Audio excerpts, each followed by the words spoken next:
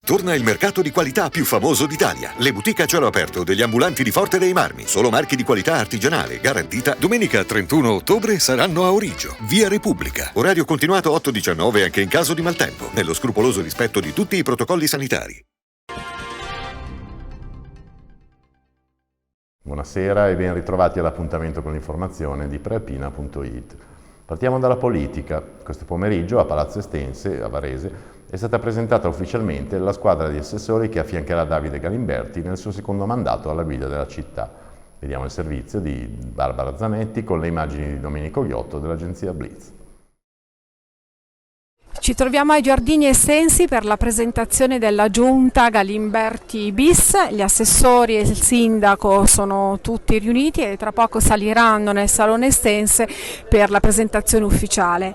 Abbiamo naturalmente il sindaco Davide Galimberti, Ivana Perusin, Cristina Buzzetti, Rossella Di Maggio, Nicoletta San Martino, Andrea Civati, Roberto Molinari, Raffaele Catalano, Stefano Malerba ed Enzo Laforgia. Le new entry nella giunta sono Enzo Laforgia alla cultura, Nicoletta San Martino alla tutela ambientale e non solo, sono numerose le deleghe, e Stefano Malerba, che da Presidente del Consiglio Comunale diventa assessore allo sport. Questa mattina invece nella sede di Forza Italia nel centro della città sono stati presentati i nuovi vertici locali del partito, il servizio di Pasquale Martinoli e Domenico Ghiotto. Domenico Battaglia, Alessia De Filippis, rispettivamente commissario e vicecommissario di Forza Italia. Il contenitore dei moderati che si è presentato in campagna elettorale non si è svuotato. Come proseguirà questo progetto? Il progetto prosegue da quello che era iniziato prima della campagna elettorale, cercando di catalizzare su di noi tutti quelli che si riconoscono in questi valori di centro, moderato, liberale, e diciamo che il risultato portato durante questa tornata elettorale sono evidenti. Cerchiamo prima di tutto di mantenere quel risultato lì e, se è il caso, anche di implementarlo, e facciamo di tutto per implementarlo. Che opposizione, Alessia De Filippis, che opposizione farete in Consiglio Comunale? Faremo un'opposizione sicuramente importante, nel senso che la nostra voce si sentirà, ma nello stesso tempo vogliamo essere comunque collaborativi, aperti a tutte le iniziative e per portare quello che è il bene della città sicuramente in prima linea. Per cui noi siamo qui, ci faremo sentire, ma allo stesso tempo siamo disposti a collaborare su tutto quello che è importante per Varese.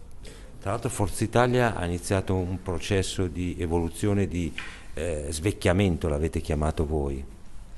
Sì, ecco, abbiamo un bel po' di progetti per anche i prossimi mesi già, per cercare di coinvolgere la parte anche giovane, la parte femminile all'interno di questo contenitore.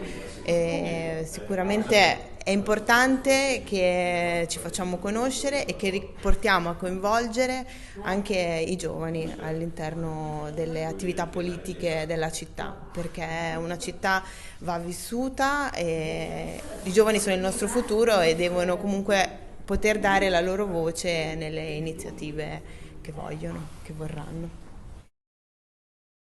A Varese, la polizia ferroviaria ha arrestato un minorenne con l'accusa di detenzione di sostanza stupefacente ai fini di spaccio.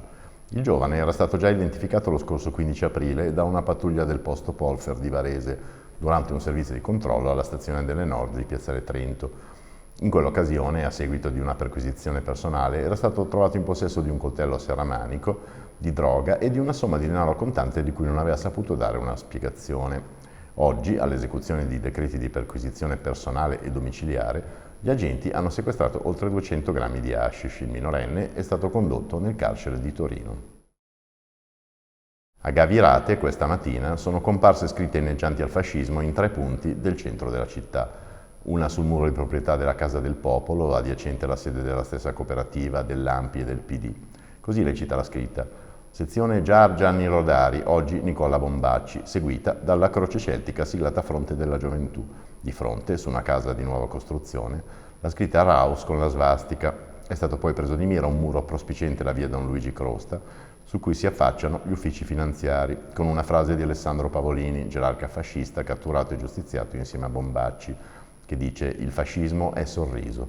Ferma indignazione è stata espressa non solo dai rappresentanti del PD e dell'ANPI, ma dai rappresentanti di tutte le istituzioni cittadine.